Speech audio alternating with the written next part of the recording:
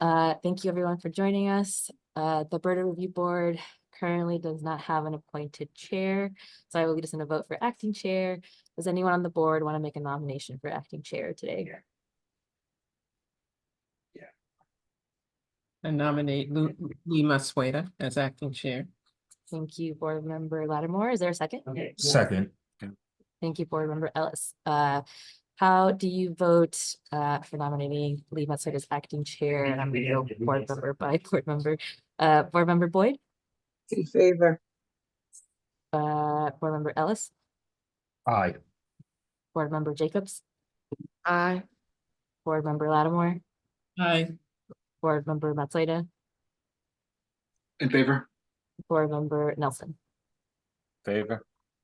Great. I will now hand the meeting over to acting chair Matsuda. Great. Thank you, Diana. And as you've been saying to everyone, happy Earth Day. Good afternoon. I'm calling this public hearing to order at 4:36 p.m. In accordance with the Building Emissions Reduction and Disclosure Ordinance regulations adopted pursuant to the Building Emissions Reduction and Disclosure Ordinance, Boston City Code Ordinances, Section 7-2.2.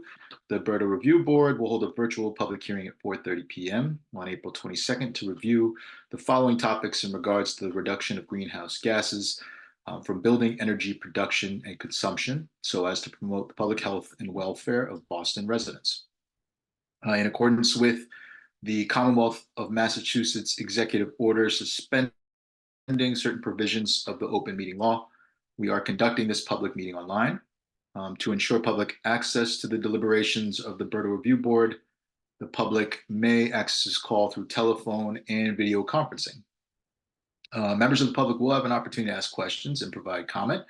And so to do so, please raise your hand or type in the chat in the application via the Zoom meeting platform. If you're calling in and you cannot use the platform, you can raise your hand by pressing *9. You can also send your questions to staff via email at berdoreviewboard@boston.gov. So for the record, I am Lee Matsueda, acting chair of the board. I'll now conduct a roll call of board members. Board members, just please say your name in order that they appear on the slide. Rashida Boyd. Gabriella Coletta. Oh, sorry. Didn't realize Counselor had joined. My apologies. Stephen Ellis. Lavette Jacobs. Gail Lattimore. Lee Matsueda. Jack Nelson. And just in the nick of time, Matt O'Malley. Welcome. Thanks, everybody. Sorry I'm late. Great. We got a full board in attendance. Thank you. And now staff is going to go ahead and introduce themselves. Hannah Payne, Environment Department, and Isaac. Diana Vasquez, Environment Department. Sigi Chin, Environment Department. Great. All right, everyone. So here is our agenda for today's meeting. We will, as always, start with the approval of meeting minutes. Then the Environment Department staff will present some updates on the Equitable Emissions Investment Fund in item number 2. They'll provide some administrative updates. We'll also do some update discussion on the hardship compliance plan, application guide, and then we'll do some administrative updates and, of course, adjourn.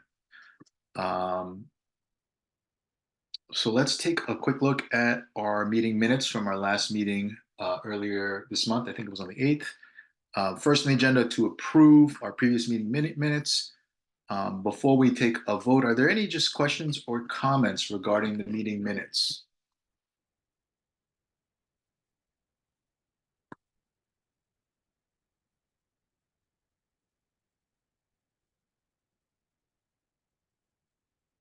Okay, hearing none. Yeah, again, appreciate the team for getting this all down. I think a lot of good detail in there. Any other just questions or comments before we move to a vote? Okay. Is there a motion to approve the minutes? So moved. Second. Oh, thank you. All board members in favor, you can say aye or raise your hands.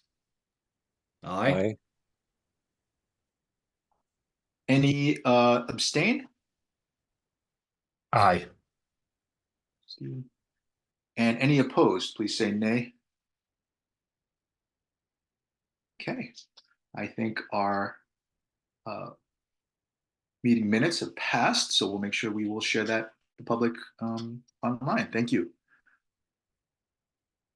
All right, let's move to our second agenda item. So we're gonna pick up where we kind of left off at our last meeting. We were discussing the Equitable Emissions Investment Fund. And so I think at that time, the Environment Department had presented two options to distribute the funds for the first application cycle, which we're trying to get off the ground this year, summer. So I think, Hannah, I'm going to pass it off to you to get us going. Great. So just to kick things off, I wanted to share some information about additional funding streams that are available in the building decarbonization landscape right now, just for context that as we're thinking about the Equitable Emissions Investment Fund.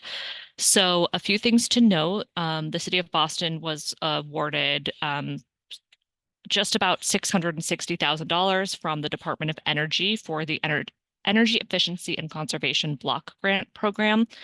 So we are planning to use this funding to support under-resourced BERDO buildings in creating, getting technical assistance to create zero over time plans and decarbonization strategies, and as well as more detailed scopes of work for engineering. So really the planning and scoping things that we've talked about with this board.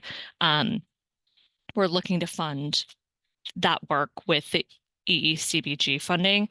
It will go quickly because it is just $660,000, so we can do a good number of plans, but so there's certainly room for more of that kind of work, but that's something that we're looking to, we just got the approval from council and are working on the procurement process for that. So we would be doing an RFP process for that work. Also through the Mayor's Office of Housing, they have offered several deep energy retrofit programs. We've highlighted the ones for large buildings here. They have another one for small buildings, but the large building programs cover BERDO buildings. That's why we're talking about that here. This is with ARPA money, so the recovery money from COVID, so federal funds again.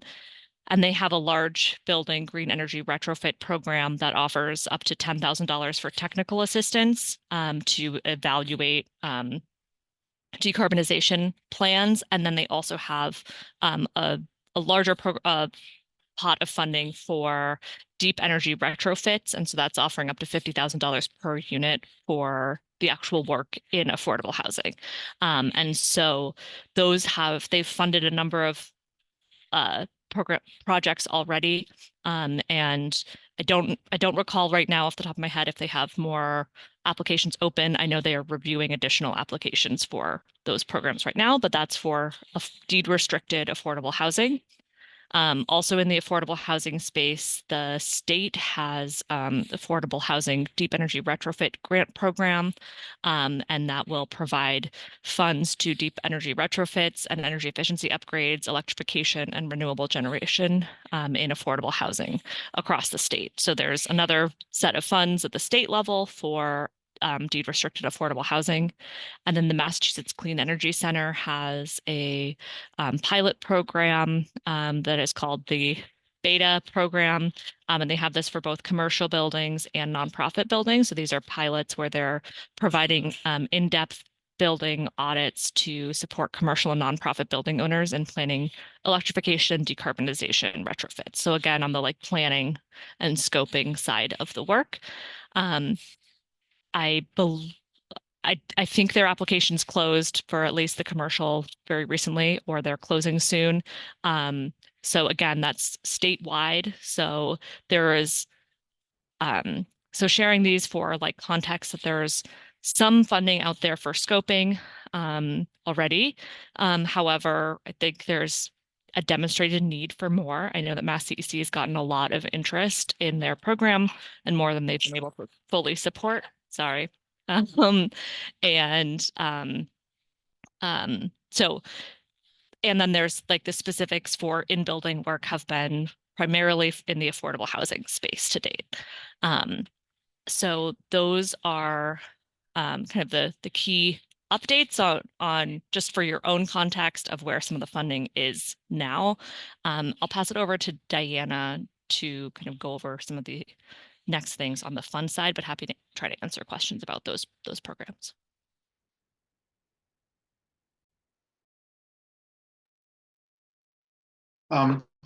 Maybe it makes sense if there are just some questions for Hannah quickly on these. I appreciate you pulling these together. Thank you. If there are any just quick questions on this before we move on to Diana, maybe we could take them. I already see a couple hands. So why don't we go with Board Member Lattimore and then Board Member Ellis. Thank you, Chair, Acting Chair. Yeah, thanks. This is helpful. I mean, I think that, you know, Codman at least knows of some of these resources, but curious of a couple of things. One is, how much is in the pot for the large, total pot for the large building green energy retrofit program? Do you know? For the Mayor's Office of Housing, I believe it was 10 million for the large buildings. Mm-hmm. I would And have to double check, but yeah. Great. Thank you. And these resources and slides are available to the broader public, right? Yep. Yes.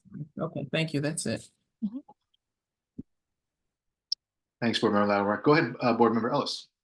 Thank you, Chair. Hannah, thank you for sharing these resources. I'm just wondering because I'm looking at this list and I was almost certain that some of these programs, their applications have already passed or are passing.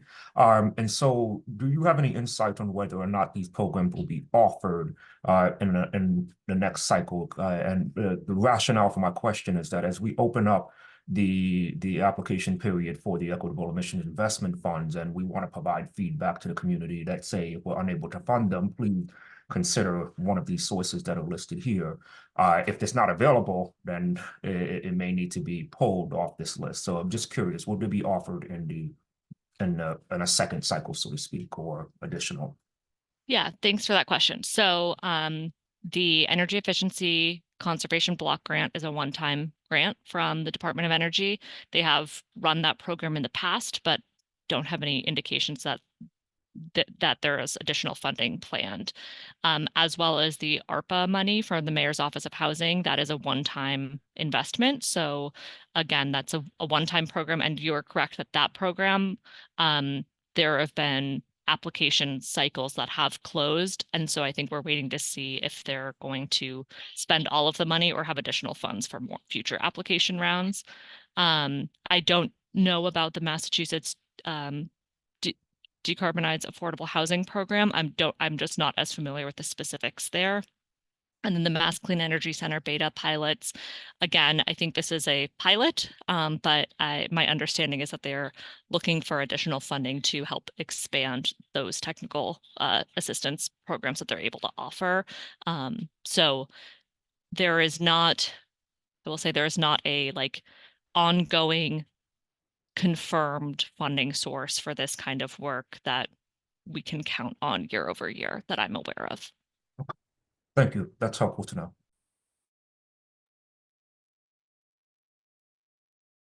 Great. Thanks, Board Member Ellis. Any other questions or comments about these? Okay. Thank you again, Hannah. Diana, I think are you up next? Yeah, I just wanted to kind of provide some updates from the last meeting. So during the last review board hearing, there seemed to be consensus around expanding or extending the deadline for the survey on the fund. So we have extended the deadline to the end of the month, April 30th at 5 p.m. is the new deadline for any feedback regarding the fund. We've kind of shared the update of the deadline via our usual channels, so the BERDO newsletter, the BERDO Review Board newsletter, and we've also shared it with the chairs of the commercial and healthcare working groups. And I know they are reaching out to the members to let them know about this and hopefully receive some feedback. And during the last meeting, there also seemed to be consensus around having like drafted language to share the fund opportunity or the feedback opportunity. So we also drafted that and shared that as well with the board and the chairs of the working groups. So yes, thank you for your help in expanding and sharing the survey far and wide. So far, we've had 9 responses in the survey itself, and we have received some emails from ACE members. I think we'll wait till the end of the month maybe to summarize all of the feedback we received, but we have gotten some feedback. I also wanted to just quickly review what was discussed in the last meeting, what we're calling like option 1 and option 2 for moving Anna? forward. Oh, yeah. Sorry, just a quick question about the feedback so far through the survey. Are those 9 additional or 9 total? I think we had 4 or something last time we met. Oh, Is it 9. total number of surveys? Yes. Mhm, Okay. 9 total. Thanks. I also, wanted to review kind of what was shared during our last hearing. So it seemed after discussing with both budget and legal, they recommended sort of like 2 potential pathways for unrolling the first grant application cycle for the Equitable Emission Investment Fund, because the fund was seeded with money from the operating budget. There are some state legal requirements that we have to be cognizant of with the first round. And so option 1 is what we call the grant agreement approach. So nonprofit organizations that provide building decarbonization services apply to the fund directly. And in this approach, any type of building owner is eligible to receive the services from the nonprofit, but the nonprofit would be the entity applying to the fund. They would be the grantee. And services can encompass any project stage. So it can be anywhere from technical assistance and planning to the actual implementation. So actual, physical changes. Option 2 is procuring a service. So rather than a grant agreement, it's actually like hiring a consultant or a service provider. And in this situation or scenario, the review board would secure a contract. And the vendor could be private or a nonprofit. And the review board has a little bit more control over who are the ultimate recipients of the services of the contract. But physical changes can be done in private buildings. So it's just like a recap of kind of what was discussed in the last meeting. So the team wanted to just propose something to the board as an initial proposal for discussion. And of course, hear reactions from the board and hear, if this is just like a gut check. So our initial proposal is that the review board release up to $750,000 for the first application cycle as a grant agreement. So option 1. Our rationale is that it would allow the review board first scope out the number of nonprofits that kind of do this type of service. I know that was a big question in our last meeting was, are there that many nonprofits that actually do this? I think this could be a good way to just kind of learn about even programs that we don't know about that may be doing this kind of work, or who may be working creatively in the decarbonization space.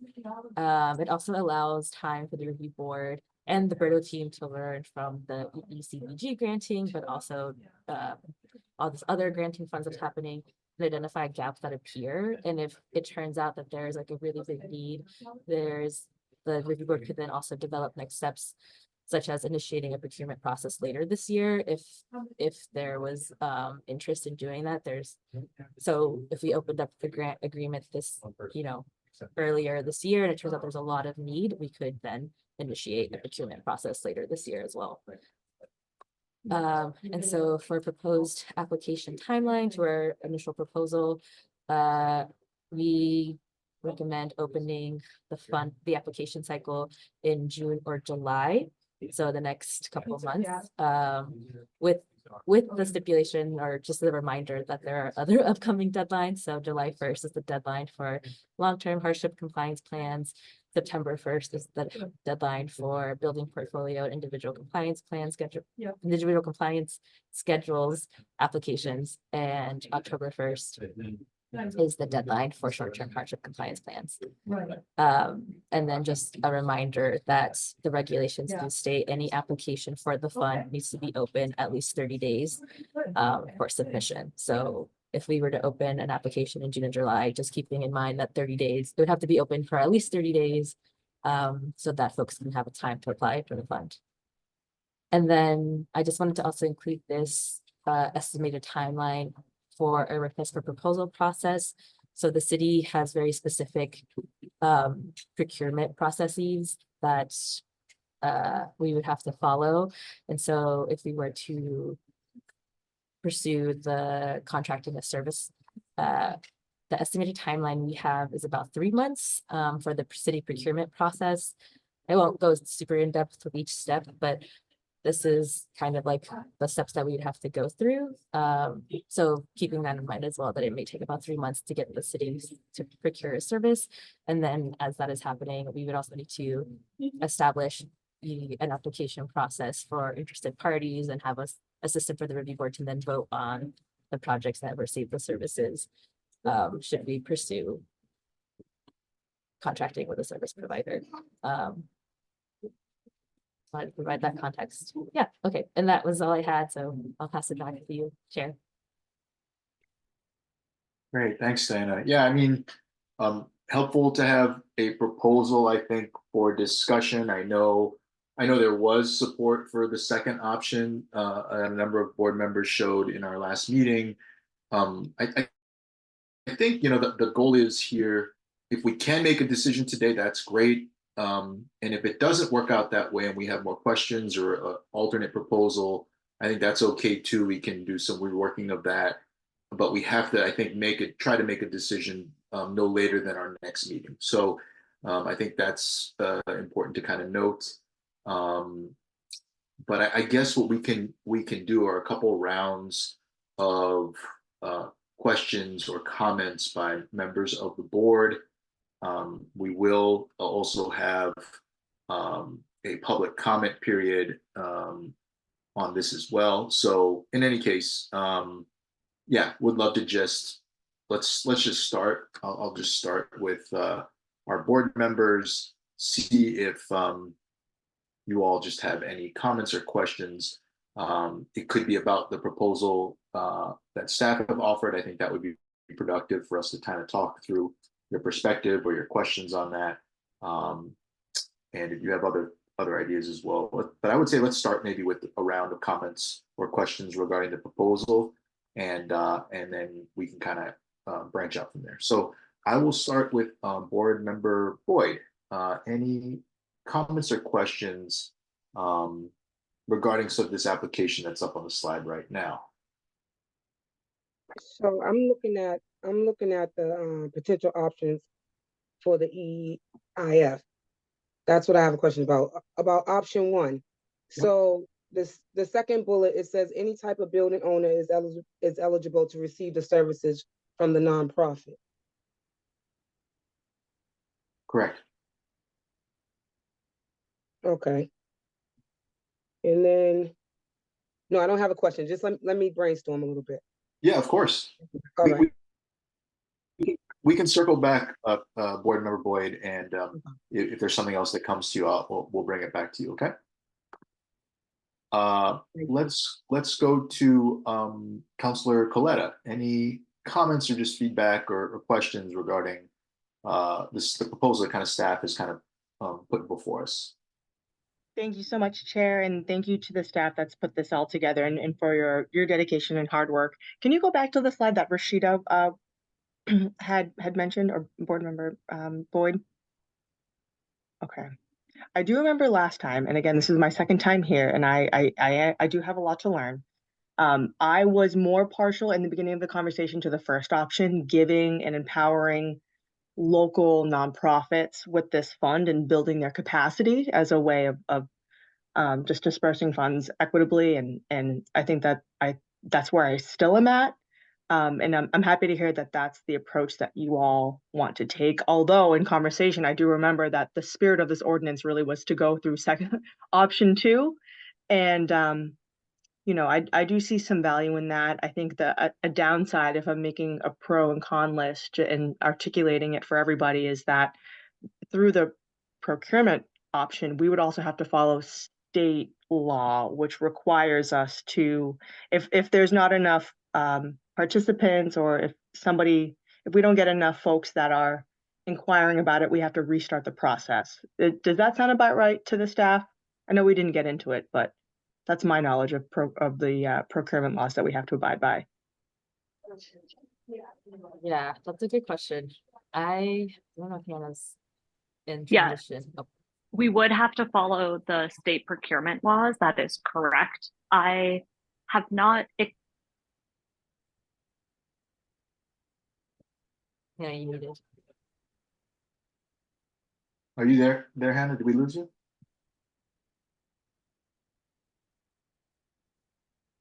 That's okay. Okay. I can always look this up too. I can always do my own Google search and figure it out. But yeah, my understanding is that if we don't get X amount of participants or people that, I keep saying participants, but X amount of people that are replying to this and interested, then we have to restart the process all over again. So that's a downside, and I'm just letting folks know. I am so partial to option 1, but would love to chime in the later half of this conversation and let other board members say their opinion as well. Great. Thank you, Councilor Coletta. Yeah. I had some similar questions about the procurement process. In any case, so let's go to board member Ellis, please. Thank you, Chair. And so I must admit, I'm playing a bit of catch up for missing our last board member meeting. So clearly a lot was discussed during that time. So Diana, I have a few questions. I hope we can get through this and hopefully it won't take too long. But can you remind me, what is the seeded amount of money in the pool right now? I'm going to start with that. Yes, so the seated amount was 3.5 million. 3.5 million. Okay, thank you. All right, so looking at option 1, I am slightly concerned that it seems that if we're going in this direction, we would just be giving a nonprofit the fundings, and so we'll be shifting the responsibilities of evaluating projects over to them. Is that correct? Am I interpreting that correctly? Yes, so yeah, in option 1, the grant agreement approach, I suppose, is sort of providing money to a nonprofit to bolster their already existing programming, and that would include like finding the projects that work for them. The one caveat I would add for option 1 is that in the grant agreement or in the grant application posting, we could provide stipulations for the services. So we could say like the services have to be done in environmental justice populations, they have to prioritize XYZ, like those types of things can be added into the grant ad or like the grant application.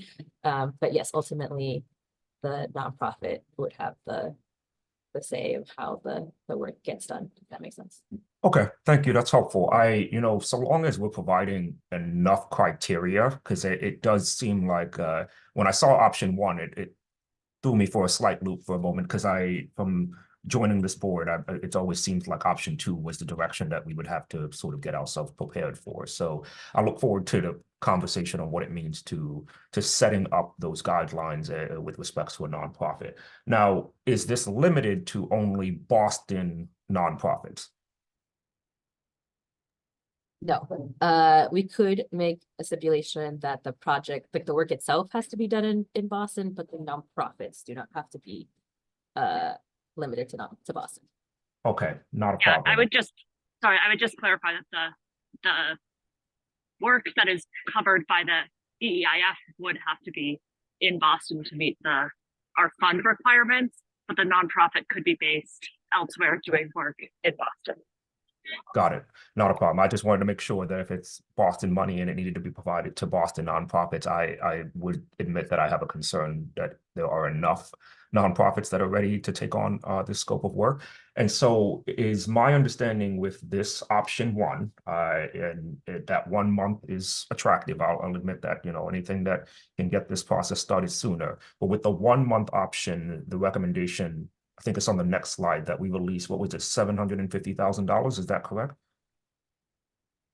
Correct. And is that, that's not a lot of money. So is that per nonprofit, or is that a pool for nonprofits? I'm just trying to understand what I'm reading here. That was, oh, sorry, Hannah, did you wanna? Yeah, I accepted it. That was total. Our thinking being, we don't totally know what this is gonna look like. And wanting to, I think balancing if, future alternative compliance payments are what going to fund the Equitable Emissions Investment Fund.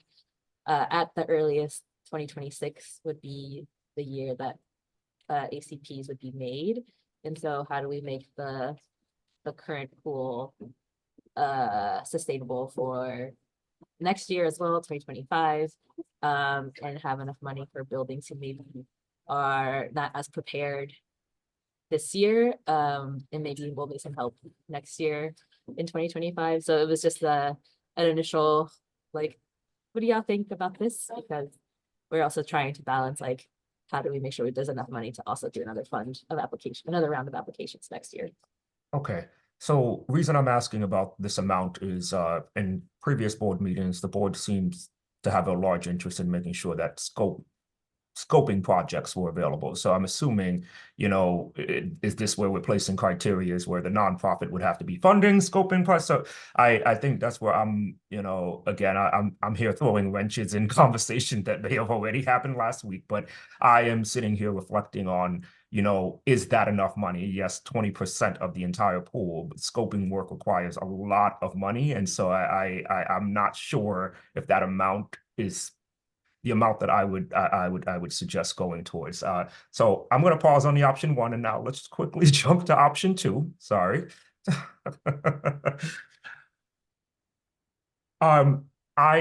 Forgive me, I may be misreading this language, but can you explain under last bullet point under option two, what does no physical changes can be done in a private building mean? I might be reading this in a strange way. Yeah, so when we presented this, we kind of presented them like in the stages of a project. So like discovery phase being, we were doing engineering design, or sorry, stage one is exploring, researching, building. Stage two being engineering, designing, doing everything up until the actual work itself. And then stage three being the implementation, the physical changes.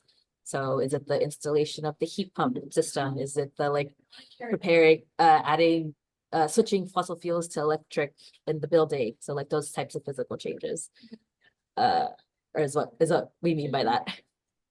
Okay, so if maybe I'm still confused. So if a project or say any entity receives a funding from an RFP process, and they've determined that this building requires a ground source heat pump, you're essentially saying that the money cannot be spent on that ground source heat pump. Is that correct? Is that what I'm understanding? Correct. So the money can be used for technical assistance. So reviewing the building, researching the options, reviewing like rebates and different financial incentives. It can be used for up to basically everything, the planning up until the ground source heat pump work is actually done. Okay, so physical only in a building, but not physical in terms of a community project, for example, that if we were to say the city has put together an application to say, bring together some sort of community choice electric to a community, that's not physically in a building, but it is supporting multiple buildings. Would that be excluded, or would that be included? If this is just hypothetical, of course. We would have to review that example with our law department, but in short, an RFP process that is a procurement is like the city is going out to procure a service for work that is in line with city services. And so that's why technical assistance is generally would be okay in that scenario, because those are services that the city offers, and we're expanding that with this additional funding. The issue comes into play with the anti-aid amendment, and Diane and I have tried to learn as much as we can, but we are not the lawyers on this. But in general, that in Massachusetts limit tax dollars from being spent to improve private properties. So it would be hard to have this go towards through the RFP process, or this funding go towards like installing the heat pump, things like that. There may be some cases where it's allowable, but it would be a case by case basis. Okay, and a better example would have been installing, geothermal wells throughout city properties that help support multiple buildings in an area. Yeah, so that I don't think we would do this same kind of process for that, but potentially that would be, we have to think about that, but I think that one would be more allowable, because the key is we have to be providing a community benefit. Mhm. And so that one potentially could be allowable, but we, again, would have to check with our law department. Thank you, Hannah. All right, so wrapping up my side here, thank you for allowing me to take as much time here as chair. From what I'm gathering, option 1 seems to be the most flexible option, and the one that would be it would turn around rather quickly. It just seems that we as a board would have to go back to our evaluation spreadsheet, and rather than be doing an evaluation spreadsheet for an RFP, we would have to do an evaluation spreadsheet for nonprofits, is what I'm sort of taking away from this. And that option 2 is more in line with what we originally were sort of expecting with the ordinance, but it's a timely process and there's a lot of legal requirements involved. That's what I'm getting. Am I missing anything, Diana? I think that's right. I think the only other note I would add under option 1 is that option 1 implementation is allowable if it's part of a nonprofit's already like existing programming. So if a nonprofit is already installing heat pumps and they use the money to bolster this program that they already have, that can be done. Got it. Thank you. And if I may add one more thing, for the RFP option, the scope option 2, the other piece of that is we would have to write a detailed scope of work that vendors would then bid on. So for that, it can't be as open-ended. So to your question around like geothermal, we would have to put out a specific RFP where the scope of work is specifically that. It couldn't be generally send us your projects on, decarbonization that serves environmental justice community. Thank you, Hannah. All right, Chair, I'll turn it back over to you. Thank you. All right, thank you, board member. Also, I think it's important. Yeah, it's good review, because I think we did go over some of this, and important to kind of think through, I think, multiple options here. So let's go to board member Jacobs. Any comments or questions you have about the proposal to kind of move forward with option 1, 750 for the first cycle? Hey everybody, I've been following along. I just want to say I've been reading and I'm still in favor of the first proposal, and I'm super excited to see which direction we as a whole are going to take this. That's going to be all very brief.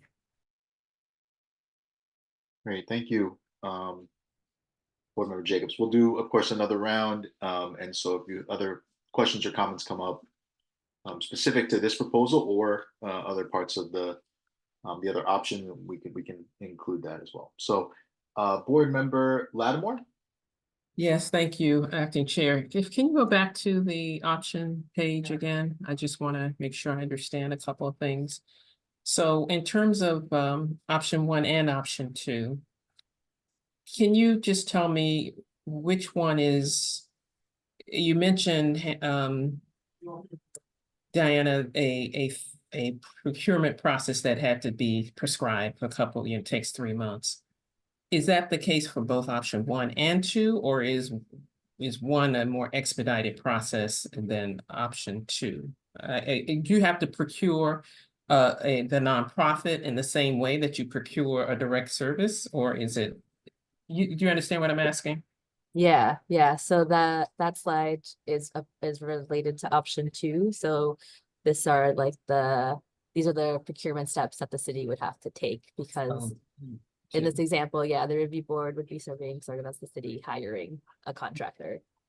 So it's only for 2 that we have that lengthy time frame. If we went for option 1, it wouldn't, what would be the time frame for selecting? It would be just like what, a 4-week RFP process for some kind of nonprofit to take on this work? Yeah, if we were to go for option 1, we would have to draft the like the grant agreement and the grant application. But it wouldn't be as prescribed as this list. Time frame for them submitting their responses as opposed to a regimented time frame for a procurement process. Exactly. Mhm. Okay. And in option 1, if you go to that slide, it says any type of owner is eligible to receive services from the nonprofit. And I guess my comment and question there is, but can we still, as a review board, say we have a preference for a certain type, or it has to be open to any type of building owner? I guess where is the review board in this, in that second bullet? Yeah, that's a great question. So in the grant application or grant posting, I'm not sure what the right word is, like in the posting that describes the granting opportunity, the review board could include like projects, we're looking to fund nonprofits that do decarbonization services in environmental justice communities. We want to prioritize, XYZ. It depends on kind of what we're hoping to target, because really the takeaway from my understanding of the anti-aid amendment is that there needs to be a public benefit, but you can kind of add safeguards or railings to the granting opportunity. That's helpful. So it doesn't have to be open to just any building owner. We can kind of, do the targeting, so to speak. Correct. Okay.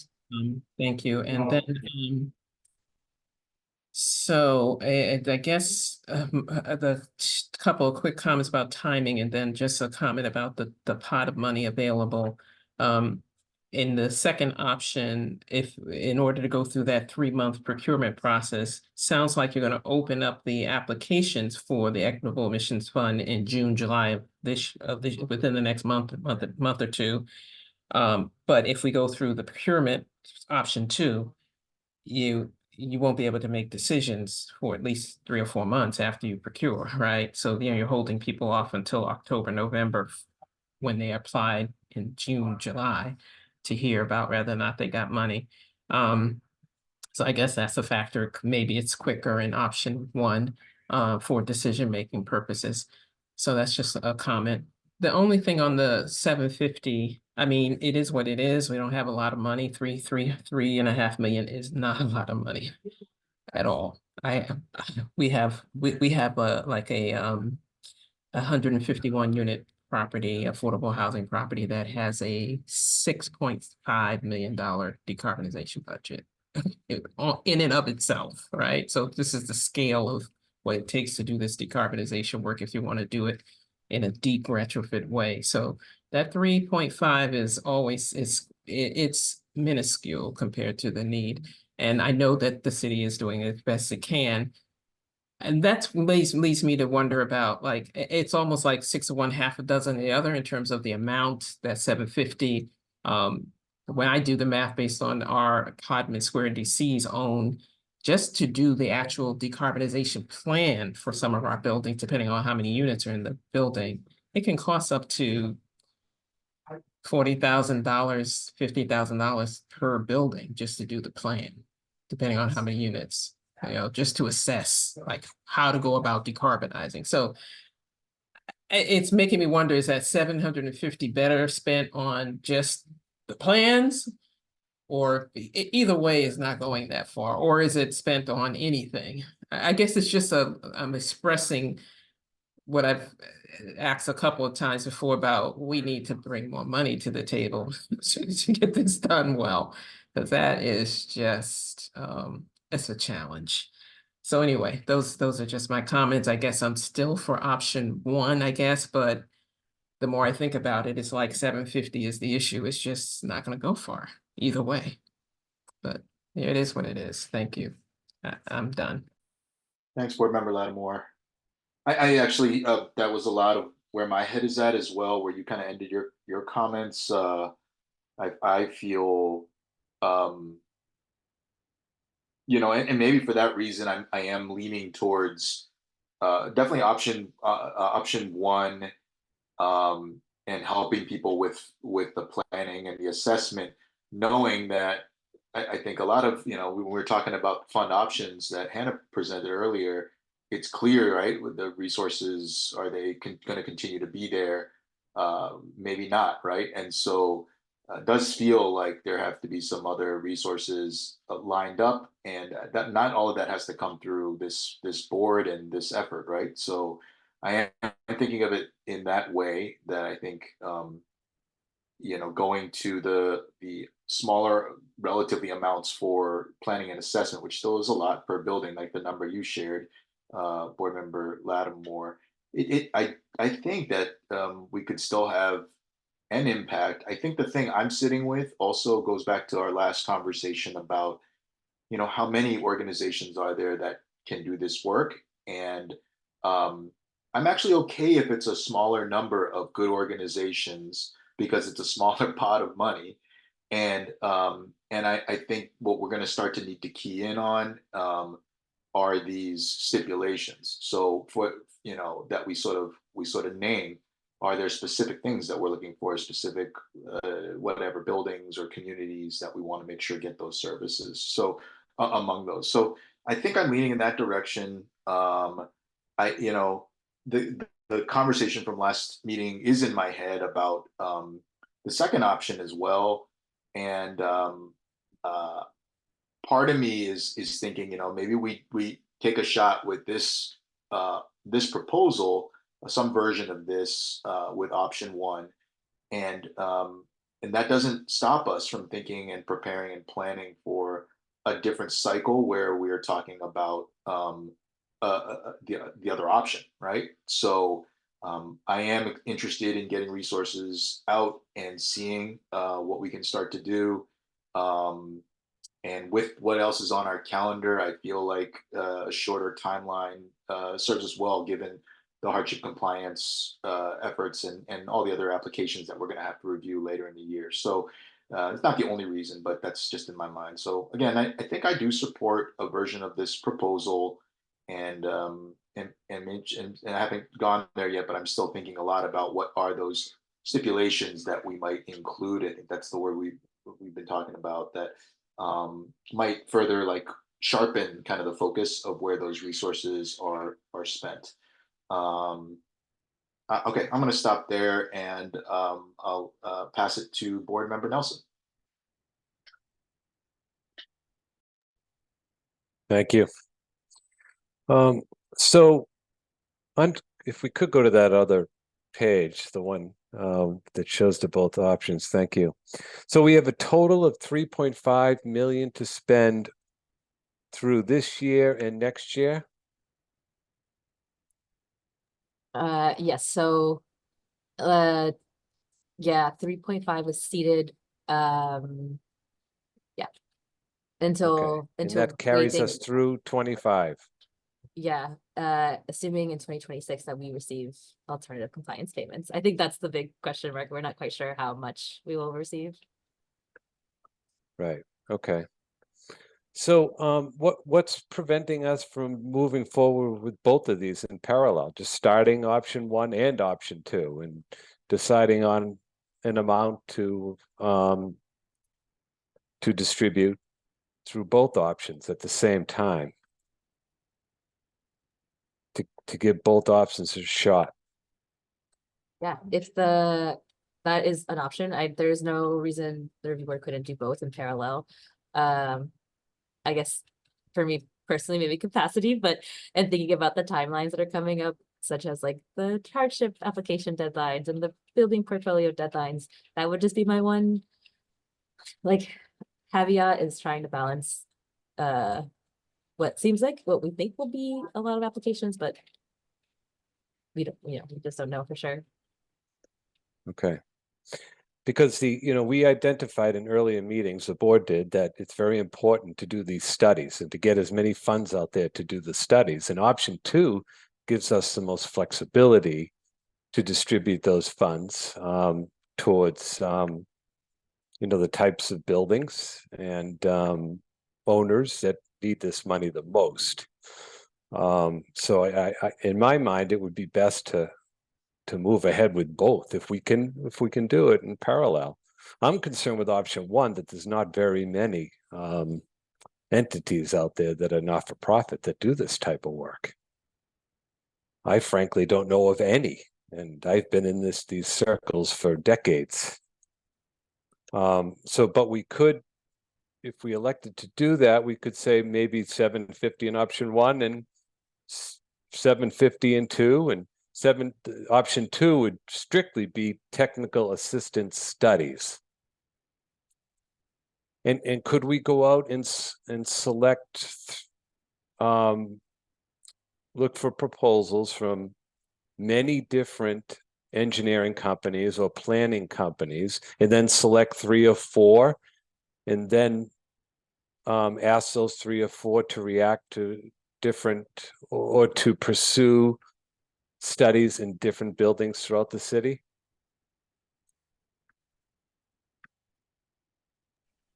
So I think the way we would need to do it, if we're doing an RFP where we're selecting multiple vendors, so again, not a procurement expert for city procurement law, but I think what we would want to do would be to separate out different scopes of work if we wanted to procure multiple vendors.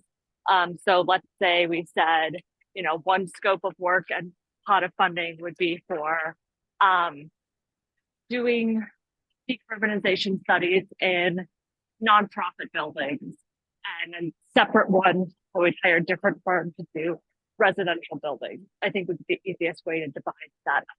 But again, with the RFP process, we need to write a specific scope of work, because then the vendors bid with their technical application and their price, and that's what the city pays.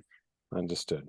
Because that would be very similar to what the utilities offer. They offer technical assistance studies where they have a list of vendors that have responded to RFPs that they write, and then when the ratepayer or the building owner wants to do a study, they recommend one of their 5 TA study vendors, and then that vendor would do the work. Yeah, and that's another very good point, that we want this money to supplement the existing Mass Save money for this work, which is there's often a cost share for commercial buildings, for residential buildings that can get at least the most basic home energy assessment covered, but often this work is much more in depth than that. So we want to make sure that whatever we're proposing in either option is building on the services already provided by Mass Save, and so that our funding is supplemental. And so to make this process easier, couldn't we ask or collaborate with Mass Save and prepare an RFP that was similar to what's already been done?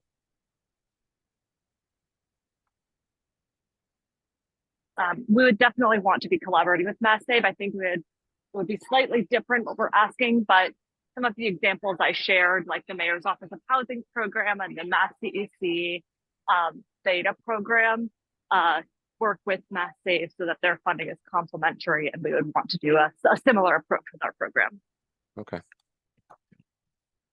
All right. Great.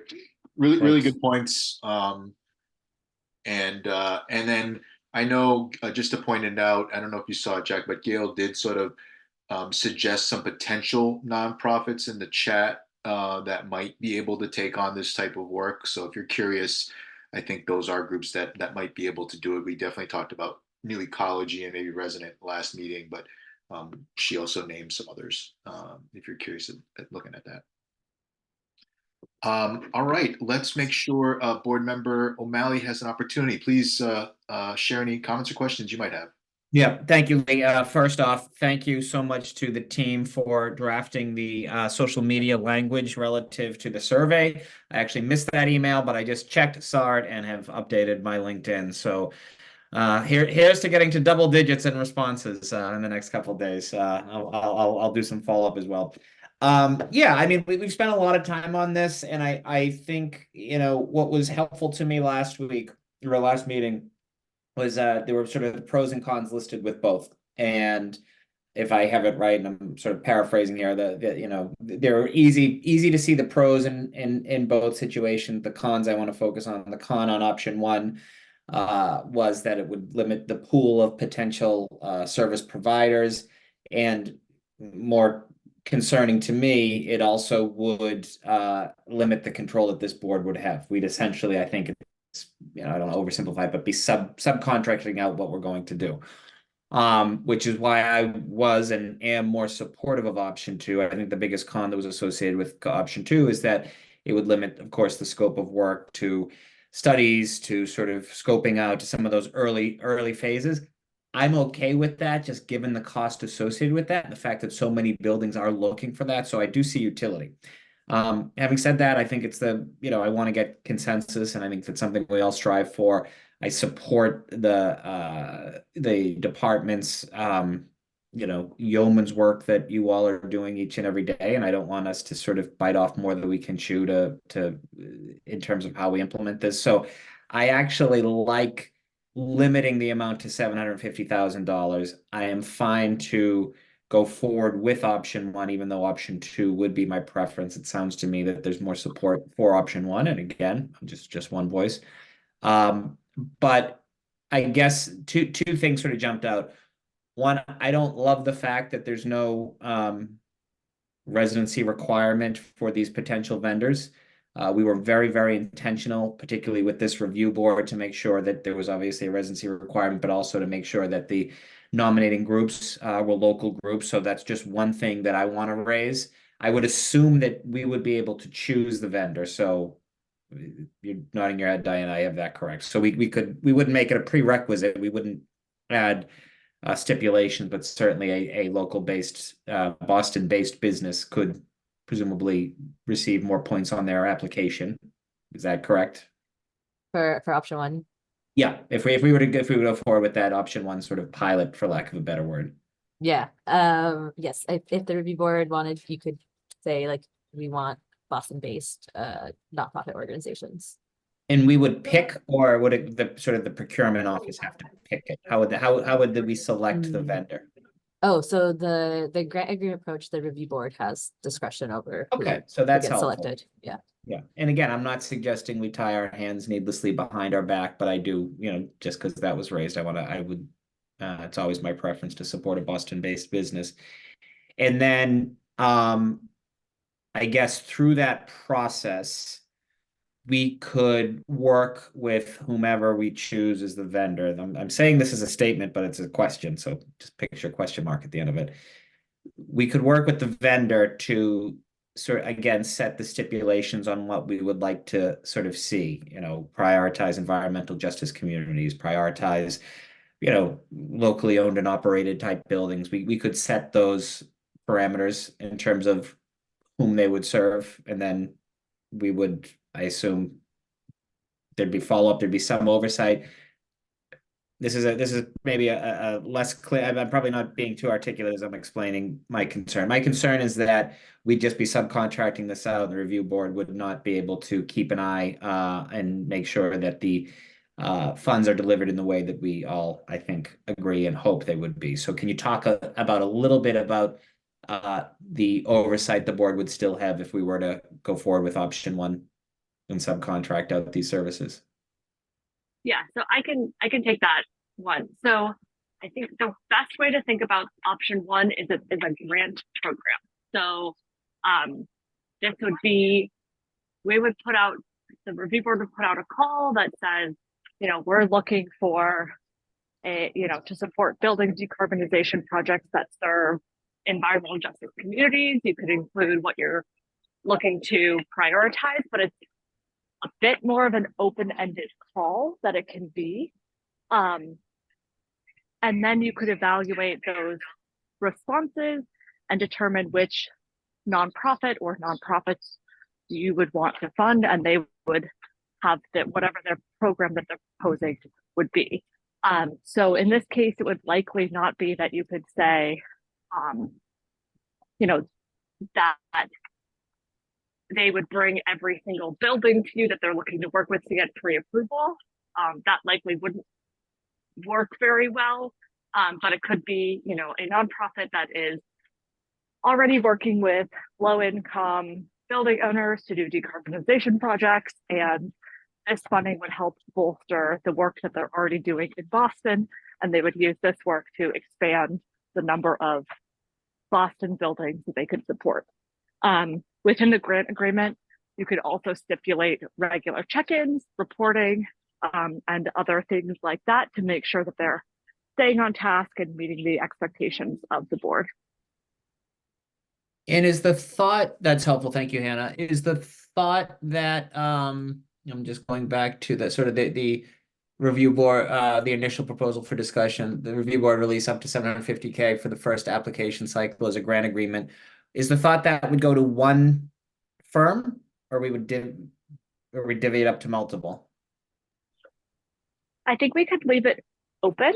I think this is something that we could look into, talk with the team that works on a lot of these grant applications. But I think that I believe we could write it so that the review board could award one or more awards up to a total of $750,000, kind of how we would propose it. And then you could review the application based on criteria that you've set out, and determine whether you wanted to fund one project or several small projects. I think part of the appeal of this option is we don't have a great understanding of if there are many folks doing this work, or if there are creative things already happening in the community that we can fund and help just bolster their work locally that they're already doing. So I think this would be an opportunity to learn a fair amount by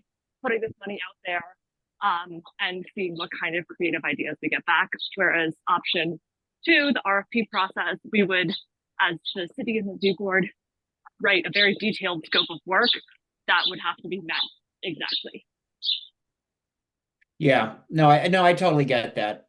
Again, I think that's sort of more in the spirit of what I'd like to see this board do, and allow that sort of us to sort of play a significant role working with our partners. But again, having said all that, I am fine if it's I will certainly support if it's the consensus of this board to take the initial proposal, which would be option 1, capping it at $750K. I assume we'd be able to include stipulations like what the fee associated with whatever nonprofit couldn't exceed X%. Then that's stuff I'd assume we could make clear as we're putting out the call for vendors. Right. Yeah. Yeah, perfect. Thank you. Sorry. So yeah, I'm fine to go forward with this as long as it's, we're not marrying this approach going forward, but it would allow us to sort of reevaluate things, after 10 months or a year, to see if it makes sense for us to maybe switch gears, which I assume it would be. Great, thank you, Board Member O'Malley. That was actually super helpful to kind of approach it that way. Given where we are and what time it is, I don't think we have to maybe we're not in the right place to make a decision right now. It seems like there's clearly a leaning towards option 1. At the end of the comments, though, Board Member Nelson was, put a different proposal out there around the sort of both option. I am, always sensitive to sort of the capacity of our team to execute things, given the sort of other amounts of work that we will have coming up soon on the calendar. And so I think that's the main reason I sort of choose one or the other. But I guess are other people in agreement that maybe we take a little bit more time into the next meeting to make this decision, or are folks ready to go ahead and vote on this? Any strong feelings one way or the other? And I won't call on people. Just if you have a specific comment on our process here, would love to know that. But I think my recommendation is we take until the next meeting and we make our decision in that meeting.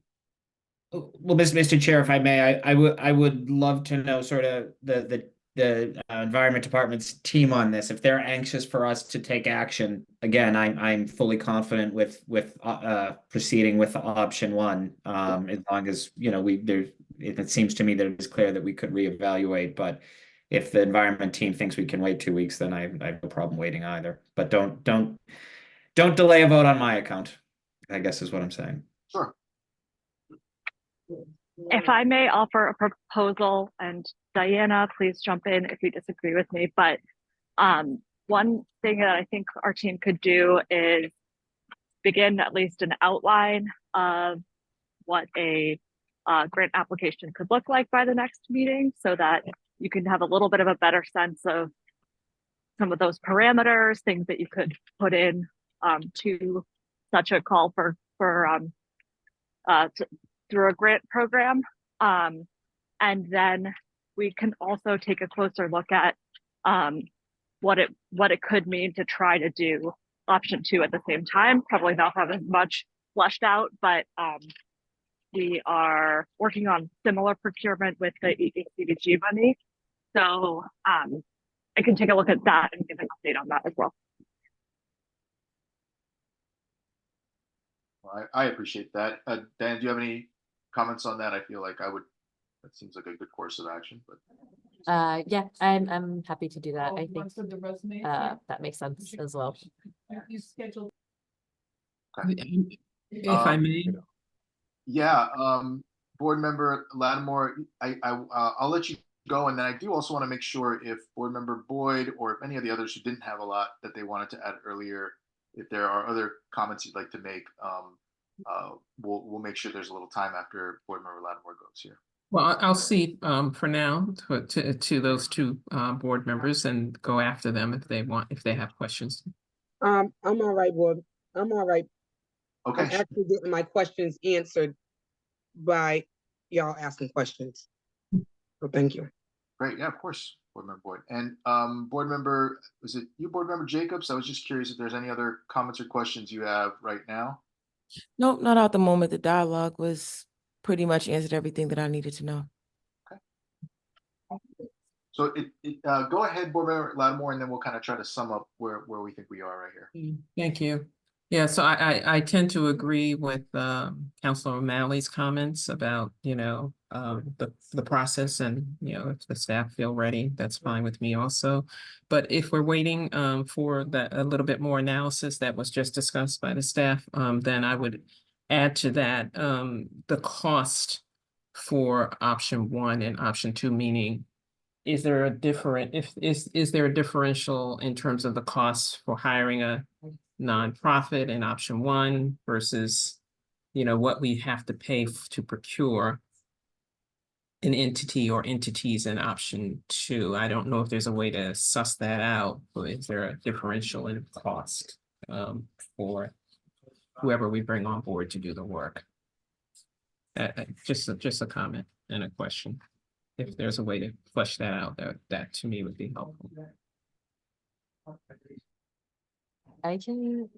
Sorry, Chair, if it's okay, if I may. Yeah, please. I know at least for option one, so like the granting route, the grant agreement route. So for a grant agreement, I believe this is part of the anti-aid amendment. The funding would have, so the full funding would have to go to the work. So the actual programming itself. I believe up to 10% can be used by the nonprofit for admin level type of stuff for the program that the fund would be funding, but in that case, the fund would 100% go to the work of the nonprofit. With that. Okay, so So a there's- small percentage that could go in option one to the nonprofit. Right, correct. Just I think it's quantifying capped at that 10%. information, I think would be helpful. And what would it be for option two if we were procuring a company, you know, just if there's a way to determine that to me.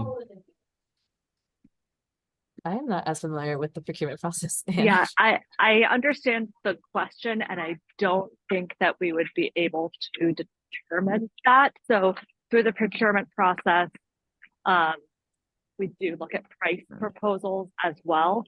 So it's something that can be evaluated, but they would be putting in a bid, a price bid for a specific scope of work.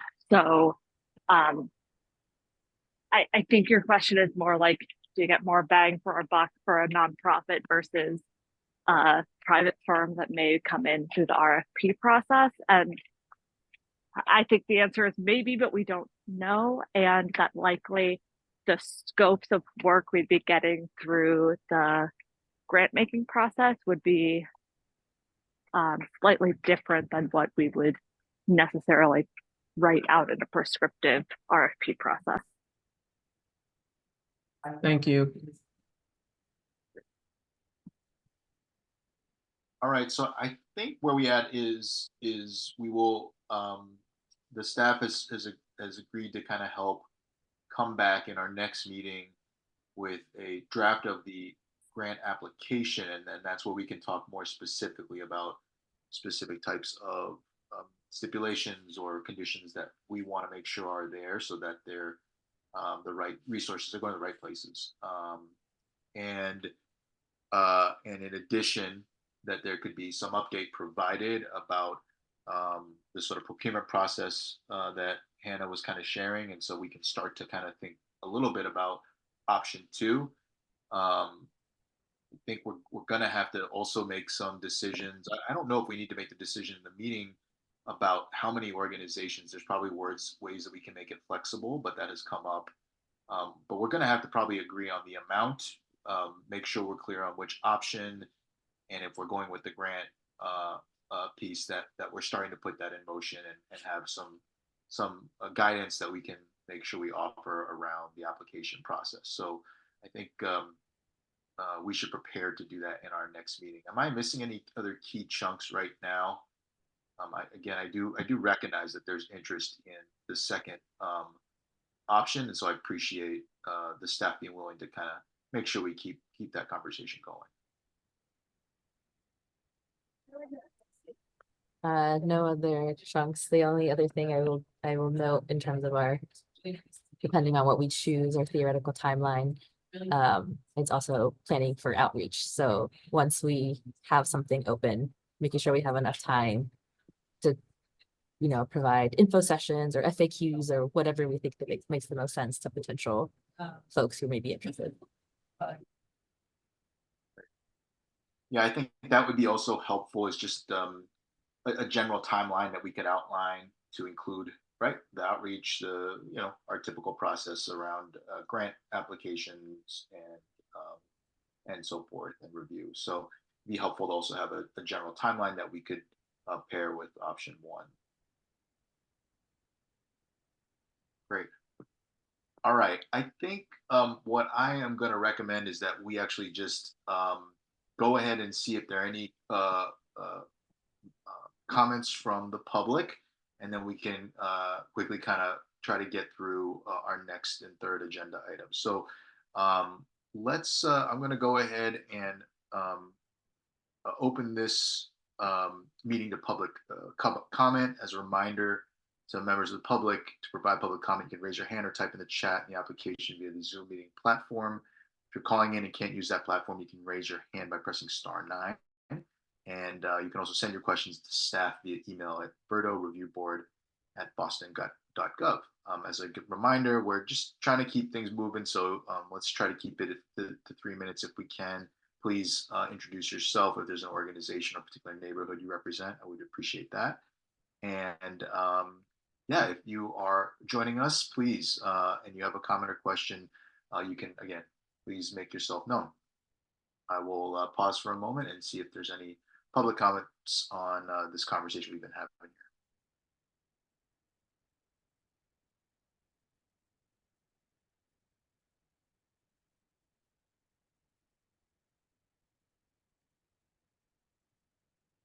here. Okay.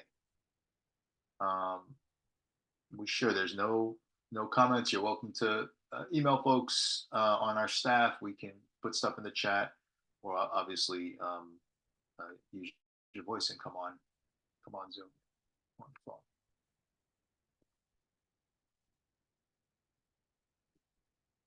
Okay. Hearing none, I guess we will close the public comment period. Again, I appreciate everyone just kind of trying to stay engaged in this conversation around the fund. It's the first time kind of doing many of these things when we're going through them. So I appreciate people's attention and kind of thinking it through. And we will make our decision in our next meeting coming up in a couple weeks. All right, so let's go ahead and move to our third agenda item. We're going to kind of switch gears here, discuss updates to the hardship compliance plan application guide that has been developed. I think it went live on Friday is what I think Diana was saying to me. And there are some ideas that just some updates that we need to share. So Diana, I will pass it to you. Thank you, Chair. And I just wanted to start by saying the content and the questions are all the same based on the hardship compliance plan applications that were released earlier this year. But based on some feedback that we received from folks who shared that they were thinking about applying, they just felt that there was some clarification that could be beneficial to the application. So we updated the application itself, but the questions and the content are all the same. And so I just wanted to share some of the key updates. So we made it clear about the format of the application. So the application will resemble what we're calling like a report style application with the title page. So it's more of a proposal versus an application form that people may be more familiar with for like the building portfolio or the individual compliance schedule application will have. So we try to make that more clear in this updated version. We also separated short-term and long-term applications. So previously we had one application for hardship, and then in that application you would distinguish if you're applying for short-term or long-term. But we have separated them and tried to make the short-term application a little bit more streamlined, because if you're applying for short-term, some of the questions in the long-term maybe wouldn't be applicable to you anyway. So we try to make that a little bit more clear. We added an eligibility checklist and made it more prominent so that folks can kind of see, you know, what exactly what we're asking of them, and try to make that kind of front and center. We've added lots of clarifying instructions and an instructions page that really sets out the step-by-step, or we're hoping it does. And then we did add a case summary section. So this is just asking the applicant to highlight the hardship case that they're making to the board and having that be like a paragraph. I don't think more than a page in the application. So it's like a nice summary of their application. And so a complete application would look like a title page, an eligibility checklist, that case summary, the application body itself, and then of course the building owner's signature or signature of a consultant if they have a consultant, and they should be the person that answers questions regarding the application. So that is sort of the idea with the update. The update did go live on the BERDO Review Board website on Friday, and we plan to share this communicate the update via the BERDO and Review Board newsletters, our go-to, with the real estate working group members, with the Green Ribbon Commission as well, because we've received a lot of questions from the Green Ribbon Commission members. And the BERDO team will also present on hardship to the healthcare institutions working group this week, so this Thursday. And we also are presenting to LISC's energy cohorts, affordable housing members in May. So those are some of our communications plans right now. Obviously, if there are more folks that you think we should be talking to, we're happy to do that. And happy to kind of highlight the updates that have been made. And that was it for me.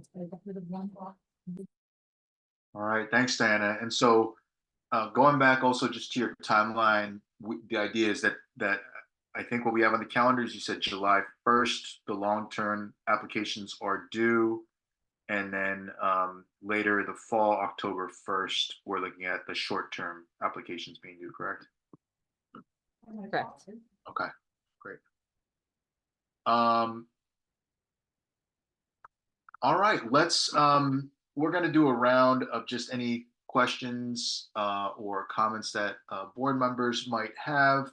If it's okay, I'm just gonna go in reverse sort of this time. Board member O'Malley, are there just any comments or questions you'd like to offer? No, just I want to again thank the team, the BERDO team for exceptional work. This is difficult.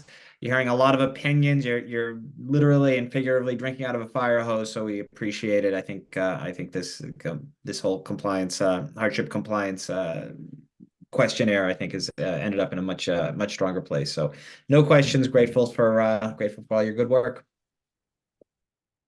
Great, thanks, board member O'Malley. Board member Nelson. No questions or comments, and likewise, great work. Great. I am on the same page here. I've gone through these. Yeah, I think it's probably helpful to break them out. I think like you all did. So anyway, appreciate you responding to the feedback, and I'm excited to kind of see what we get. I know it's still a little ways away, July 1st, but again, thanks for all the work y'all are doing. I don't have anything else to offer. Board member Lattimore. Yeah, thank you. My comment is in the chat about, when the question was asked about, is there anyone else that we may want to present this to? And I just put in the Mass Association of CDCs Boston Committee, which is all Boston Community Development Corporations. That's it.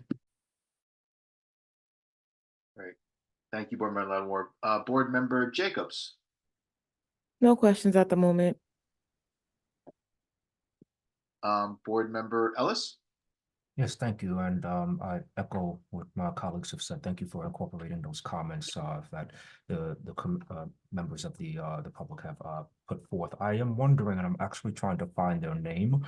I believe Historic Boston Incorporated is one organization, but I think there's another preservation-based nonprofit in the city that might benefit from this presentation as well, especially if they haven't been involved in knowing how historic buildings are sort of going to have to respond to this. So I'll see if I can find the name of the other one and drop that in the chat. Thank you. Great, thank you, board member Ellis. Councilor Coletta. No further questions, Chair. Thank you all so much for your work. And board member Boyd. Nope, all set. And thank you, everyone, Okay. for your hard work.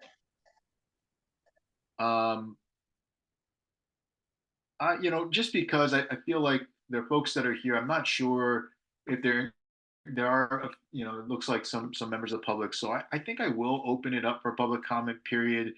Again, I will just kind of read the script here, but I would love to hear if there's any members of the public that would just have any comments or questions on this. So we're gonna open the meeting to public comment. As a reminder to members of the public, to provide public comment, you can raise your hand or type in the chat in the application via the Zoom meeting platform. If you're calling in and you cannot use platform, you can raise your hand by pressing *9. You can also send your questions to staff via email at berdoreviewboard@boston.gov.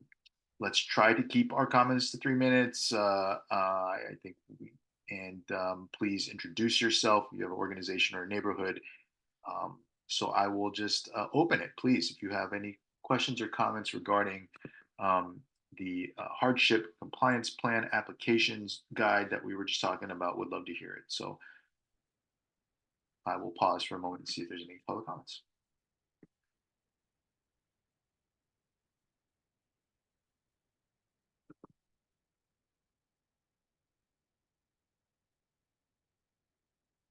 Okay. Once, twice. Well, I think that's fine. We will go ahead and close the public comment period then. Thank you, everyone. Thanks, staff, again for your work on this. And let's move on to our fourth agenda item, please. So we're going to go ahead and we always have a section here on administrative updates. Diana, pass to you. Yes, thank you. I'll just cover some administrative updates. I know we now know Hassan Faruqi, Executive Director of the Boston Climate Action Network, is the nominee that the mayor has put forward to the City Council as the replacement for former board member Palmer Dunning. There have been no updates to my knowledge yet. I will be sure to share with the review board when his nomination is up for vote by the City Council. And then hopefully we can get him oriented and on the board pretty quickly. I should also note the Air Pollution Control Commission has voted to approve updated regulations. So the BERDO team found a decent amount of typos and grammatical errors in the regulations. So we put them to the Air Pollution Control Commission. We updated them and put it forward to the Air Pollution Control Commission. So we did update. The reason I want to note this is because if you're someone who saved the regulations as a PDF version, there is an updated version on the BERDO website and the BERDO regulations website. I just wanted to flag that for folks. Another update I just wanted to provide to the review board. Here is the timeline for our contract with RDH Building Science. So some board members have already been interviewed with RDH. Other board members should have a calendar hold for this week. This, as a reminder, is a supplement interview to go with the survey that they've shared with board members, and we are contracting with them to do some technical capacity building, and they are going to also provide some on-call technical services and prepare some materials and library of resources for future iterations of the review board as well. So if you have any questions about that, I'm happy to answer. It seems like we had a really good interview for the first one, so I'm really excited to hear more about how these go. But just wanted to remind folks about this. And then I also wanted to remind folks about May 27th. So we meet every second and fourth Mondays of the month. May 27th is Memorial Day. So we proposed in the last meeting to either move the meeting to Tuesday, May 28th, if we have applications queued up by the Friday, May 17th, which is sort of the day that we post agendas, so 10 days ahead of our meeting. So if we do have applications queued up and ready to be reviewed, we propose moving it to Tuesday, May 28th. If we did not have applications queued up by Friday, May 17th, we propose foregoing this meeting and then meeting on June 10th. It seemed like there was general agreement from the review board, but of course, if there are differences now, please let us know. But just wanted to put that on the radar because May is around the corner. So just wanted to send a reminder as well. And then our next tentative meeting is scheduled for May 11th, which may seem a little tricky, but it's 3 weeks from now because the second Monday is not in 2 weeks, it's in 3 weeks.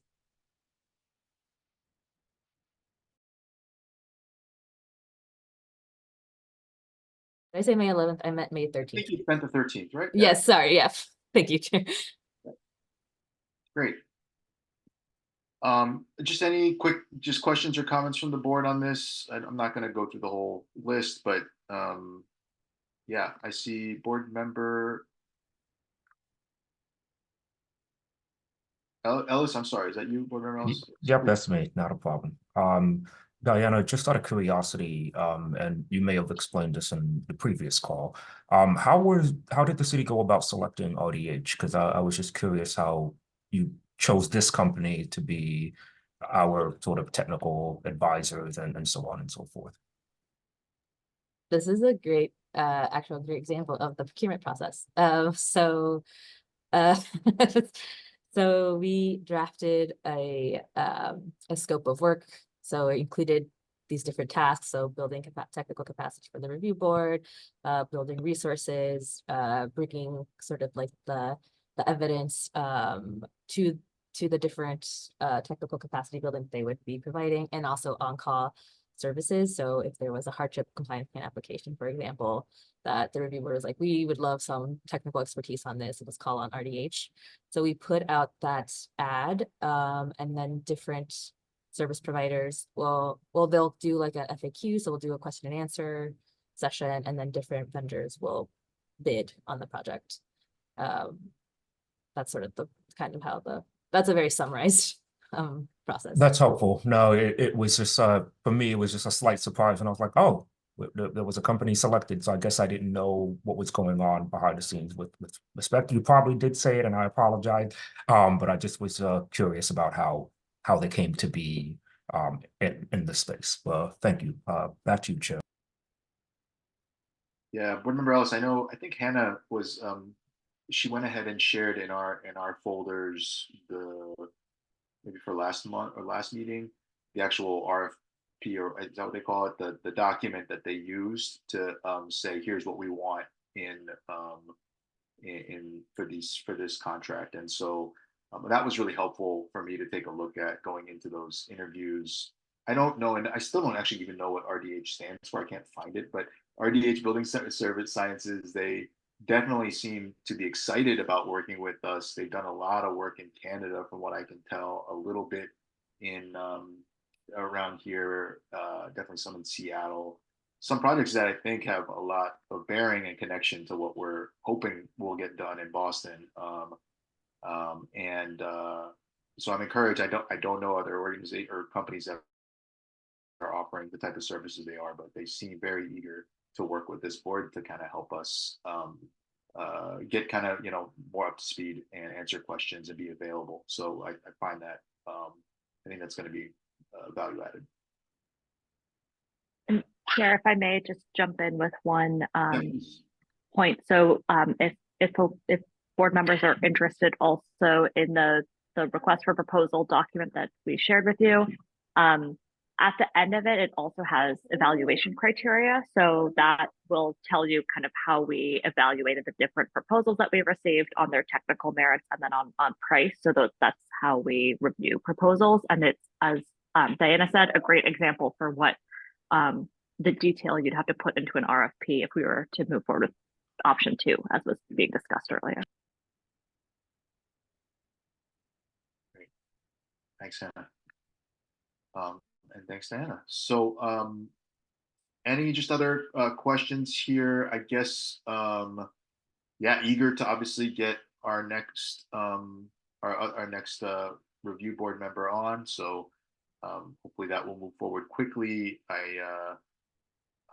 And then I think it's very clear about what the process is around the May 27th meeting being moved or potentially canceled. So I am fine with that.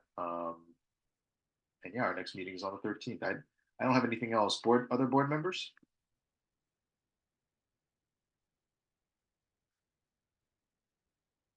Okay. Great. Well, I again always really appreciate the discussion, the questions, the thoughtfulness people have here. Yeah, let's move to our final item on the agenda. We're gonna go ahead and adjourn. So Motion to adjourn, Mr. Chair. yes, thank you. Is there a second? Second. Great. All the board members in favor, please say aye or raise your hand. Aye. Aye. Opposed? The ayes have it. Motion passes. The meeting is adjourned at 6:08 p.m. Thanks, everyone. We'll see you in a couple weeks. Be safe. Thank you. Thank you, everyone. Thank you, everyone. Bye. Thank you. Bye, everybody. Thanks.